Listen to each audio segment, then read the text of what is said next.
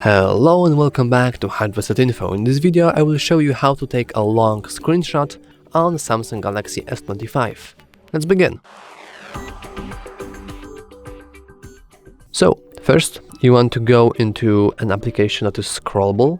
For me it will be the settings, as you can easily just scroll them down. And then you want to make a screenshot. You can do any method you want. You can do the palm swipe, you can do the shortcut buttons. I will do the screenshot with the buttons, but keep in mind that it will work with any method you choose. And right here we simply click this little icon on the left, and you can keep clicking it until we go all the way down into our whole settings menu, and then we simply have our screenshot saved. So let's go to our gallery.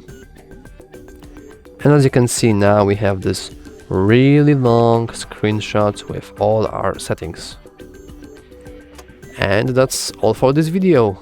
If you found it helpful, please consider to like and subscribe. Thanks for watching.